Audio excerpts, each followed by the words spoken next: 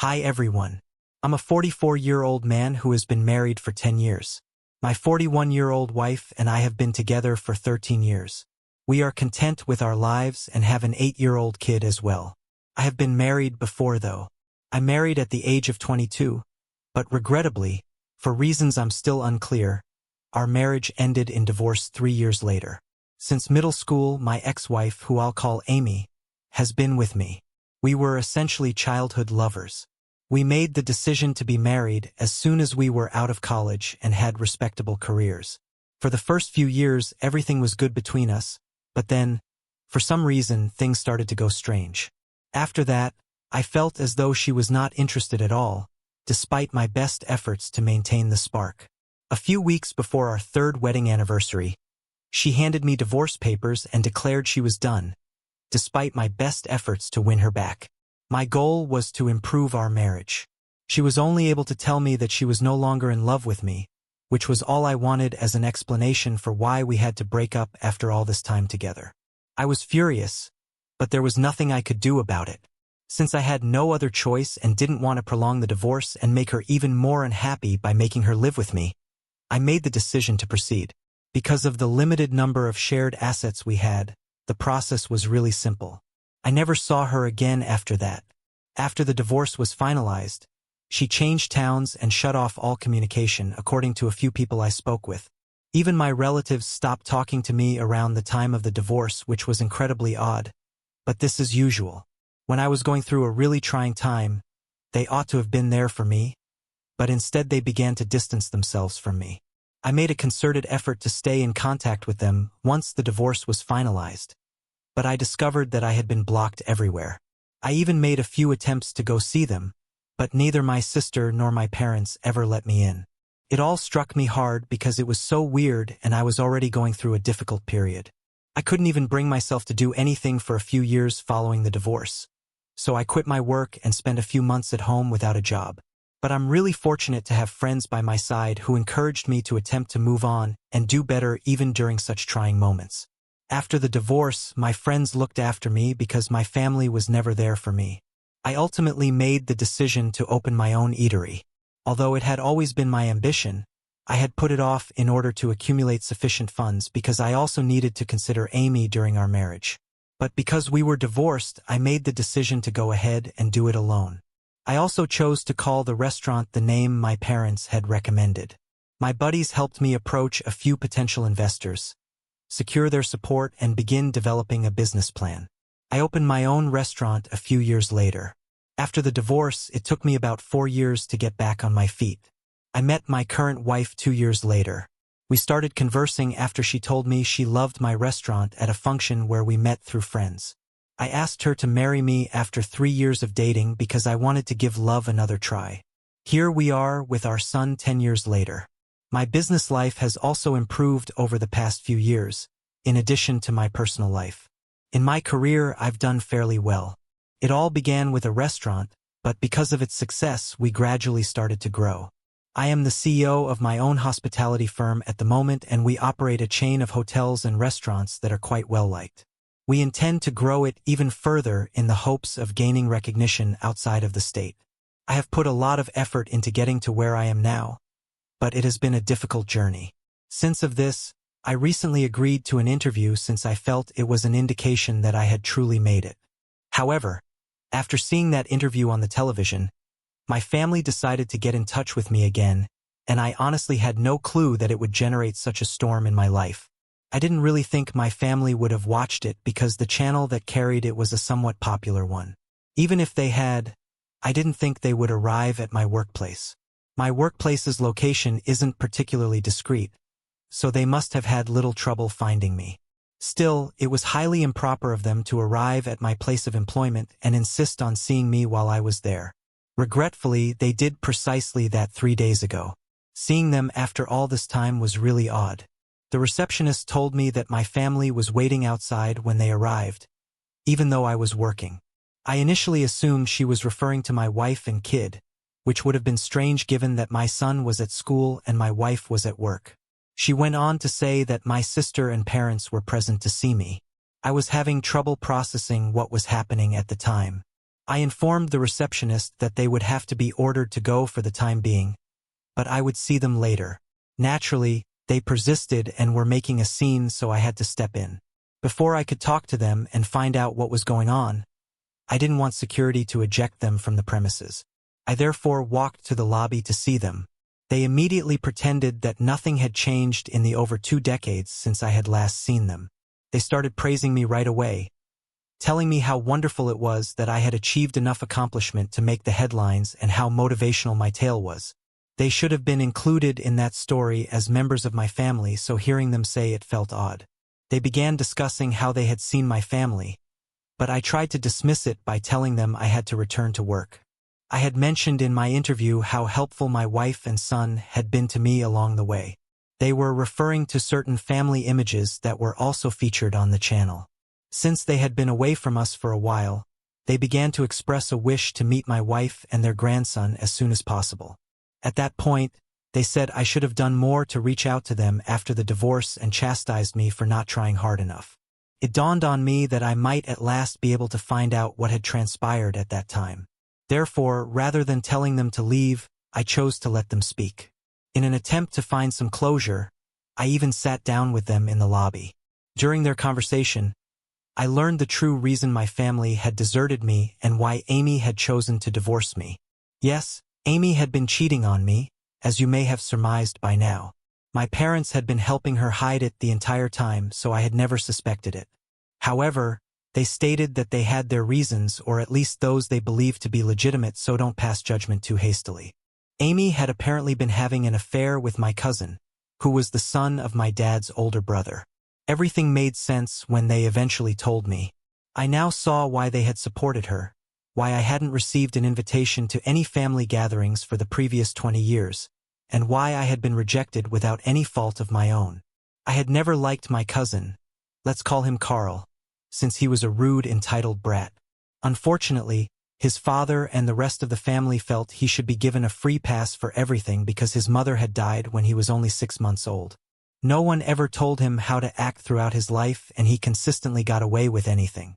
The fact that my uncle, Carl's father, was my dad's supervisor and had founded the family business before my dad joined, it didn't help either. When Carl decided he wanted to be with Amy after we were married and she agreed, my family felt compelled to support them. They couldn't take the chance of upsetting my uncle, but apparently it was easy for them to decide to risk their friendship with me. They did precisely that. They also informed me that my uncle made it very apparent during the divorce that he did not want any family members, including my parents and sister, to communicate with me in any way. After Amy said she was expecting my child, they apparently attempted to object. They would have to cut me off if they ever wished to communicate with their grandson. In addition, when Amy filed for divorce, I was never informed that she was expecting a child. I couldn't have predicted because she hadn't been displaying at the time either. She had moved out long before the divorce was finalized, so she hadn't been living with me. Therefore, even before my son was born, I was unaware that I had become a father. It seems that my daughter, who is now almost 20, believes Carl is her biological father even though she has never met me. In any case, my parents told me this about what actually occurred all those years ago. It felt like I was being told a story, and I was hardly able to process any of it at the time.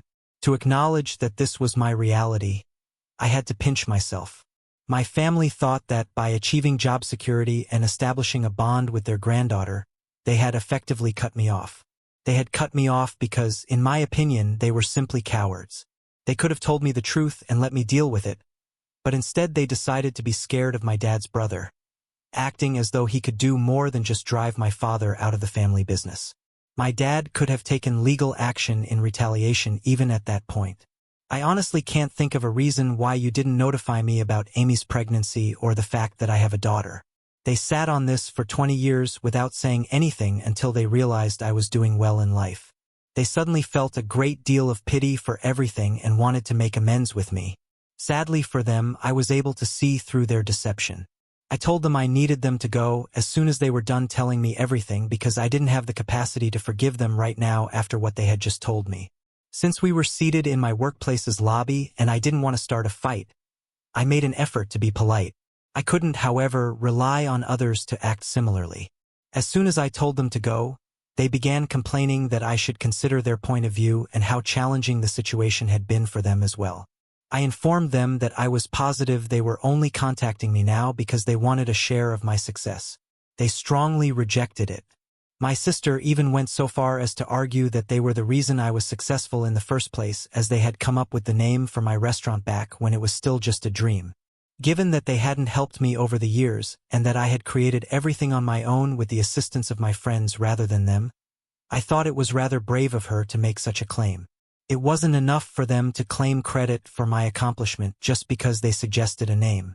I laughed at her because the idea was so ridiculous. I threatened to have her and my parents ejected from the building if they didn't leave right away. They persisted in their argument, stating that they would not go until we had resolved our differences. But I was not interested in carrying on the discussion. I therefore carried out my promise and had security eject them from the building. As they were being led away, they were obviously very unhappy and tried attempting to convince me that they had no other option. However, I don't believe that. They had an option, but they chose poorly, and now they will have to live with the repercussions. They have survived the previous 20 years without seeing me or my family, so I have no doubt that they will be able to do the same in the future. In any case, they haven't stopped attempting to get in touch with me 3 days after this happened. They haven't had the guts to return inside my workplace, but they have been showing up outside, sending emails to my work address, and texting me on social media. Their attitude has clearly changed as seen by the numerous apologies in their mails. They appear somewhat agitated as they wait for me to stop for them outside my place of employment. However, I ignore them and simply drive past. I almost feel sorry for them now because of how horrible things have gone. To be honest, I've discussed this with my wife because no matter what I do about my family, we still need to consider my daughter, whom I was unaware of until a few days ago. We have been debating whether or not to track down my daughter and attempt to get in touch with her. We also have to deal with my family, who I don't think will leave until they have another opportunity to talk to me. My wife believes that perhaps I should invite them over and have a conversation with them in order to at least try to resolve the issue. Since this circumstance isn't healthy for my emotional health, she thinks it might help get rid of all the toxicity. But I'm not personally interested in doing it. Given everything I've learned and what I'm going through right now, I don't have the mental capacity to deal with them, so I just want to keep ignoring them till they go away. We are struggling greatly to decide how to proceed and handle this. After 20 years of no communication, I also question whether I'm wrong for not wanting to give my parents another chance to talk. Update 1. A week and 3 days have passed since my initial post, and my spouse and I have made the decision to keep ignoring my relatives. Fortunately, they haven't been showing up to my place of employment for the previous several days. This is most likely due to their fatigue or fear of security. In any case, I'm glad. It was much simpler for me to quit thinking about them after they stopped visiting. It appears that I was feeling guilty about how I was handling the matter because of their presence. I no longer feel bad about not responding to their texts. No matter how many times they apologize, nothing will change. No amount of apologies will make up for the fact that they have failed me as a family. I'm not even bothering to block them anymore, even though they've kept sending messages from different accounts and email addresses. What's the point? I'll continue to ignore them even if they try to apologize by making new accounts. We'll see how long they can continue this. Let's go on to the other problem we are facing, my daughter. Neither my wife nor I knew how to handle the matter. My parents told me where she attends college throughout our talk, so we have her name. I haven't taken any action yet, but my assistant was able to locate her social media profiles. I am unsure of if it is appropriate for me to contact her, and I'm unsure of how to inform her that I am her biological father. I can't just walk up Amy's house and demand custody or anything because she's not a kid. Furthermore, given what I've learned about Amy, I'd prefer not to have her involved in this at all. I no longer have any regard for that woman or my family as a whole because they are all cowards with no courage, and I don't want anything to do with them. I can't say the same for my kid though. She is still my biological daughter, regardless of who reared her. Please let me know if you have any suggestions about how to approach her or if I should even be doing this. I also want to thank everyone who left a remark on my first post. I hope you can help me again because your advice has been incredibly useful. Update to my wife, and I made the decision to move ahead after reading the comments on my last update. Waiting for the ideal moment or chance to get in touch with my daughter was pointless. We had to remove the band-aid and finish the job. We thought it wouldn't be appropriate to fly out to her because she lives in a different state, so we chose to message her first and see how things work out. We messaged her on Instagram and gave her the most polite explanation possible. We are merely awaiting a response at this time. She will undoubtedly find it difficult to accept, just as it is for me. The fact that my wife has been so understanding of my efforts to reconnect with my long-lost kid from my previous marriage is beyond me. We're trying our best, but I'm sure it's bringing up a lot of complex feelings for all of us. I would love to establish a relationship with my daughter. Therefore, I sincerely hope she responds. My parents haven't visited my place of employment in a long time. They wrote me a lengthy email yesterday in which they expressed their sincere regret for everything and their want to mend our friendship. They only required one opportunity.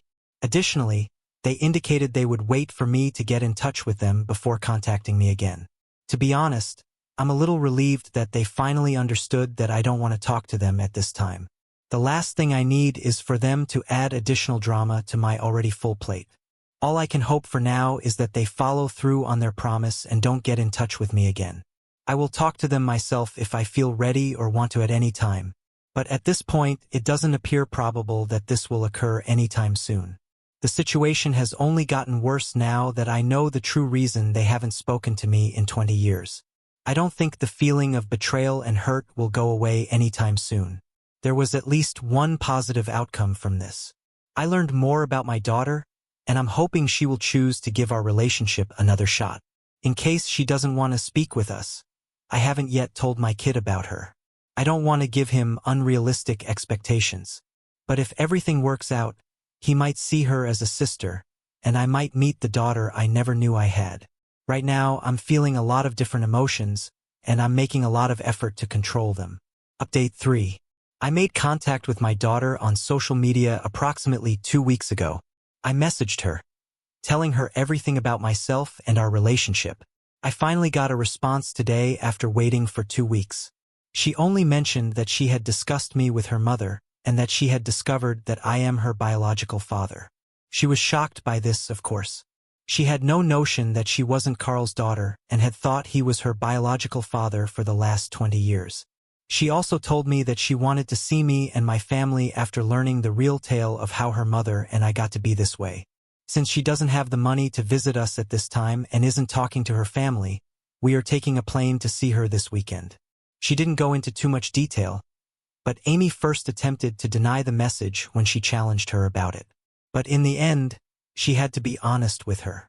Since I don't want to talk to Amy, I sincerely hope she doesn't get in touch with me. I haven't heard from her yet. When my family learned that I had contacted my daughter, they promptly betrayed their word and began attempting to speak with me.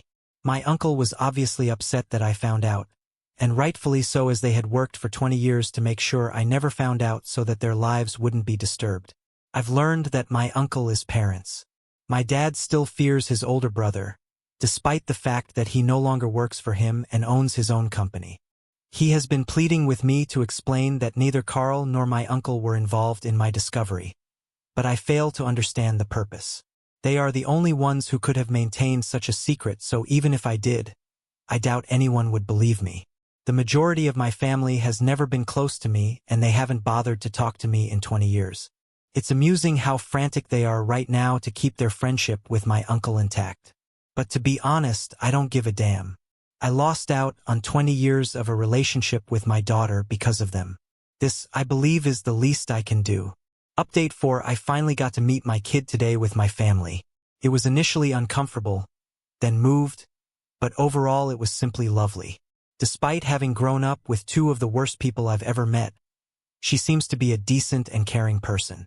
She is a very mature and clever young woman, whether it is due to her natural disposition or to the fact that they raised her well. During our lengthy talk, we discussed Amy and Carl's situation.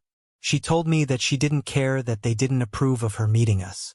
She doesn't care what her folks think now that she knows the truth. She doesn't intend to eliminate Amy and Carl from her life entirely because they don't have any other children but her. But she will undoubtedly put them out of her life for a while as she tries to come to terms with everything. She informed me that she also needed time to begin developing a relationship with me. I completely understand that she's in a really strange mental state at the moment. She seemed to get along well with my wife and her half-brother, and we had a great day overall. During supper we discovered that my parents, who are her grandparents, had maintained communication with her throughout the entire time. Given that they were her grandfather's brother's family rather than her biological grandparents, she always thought it was odd how sentimental they were about her. Now they understand why they were so devoted to her. But now that she has learned all of this, she and I both view them differently. Since I'm a lot older than her, I can probably relate to her feelings but not totally. Having been deceived by those she thought were closest to her throughout her life, she is just 20 years old and is likely finding it much more difficult to cope. In any case, we will both need to work on this, and maybe things will improve in the future. We're going to make an effort to make it the greatest it can be, so I know it must be. The fact that the meeting went well and that my family and I both seem satisfied after everything makes me very happy. No matter what Carl, Amy, or my family have done, I'm also rather happy with the situation. The important thing is that we finally have an opportunity to put things right after all these years, and I'm going to take advantage of it. Thank you for watching. If you haven't subscribed yet, please do so and hit the notification bell to stay updated with more shocking real-life stories happening around you. Thank you for watching till the end. If you enjoyed the story, make sure to hit the like button. It only takes a second, but it means a world to us. Don't forget to subscribe to the channel so you won't miss our upcoming videos and hit the notification bell to be among the first to see it. See you in the next video.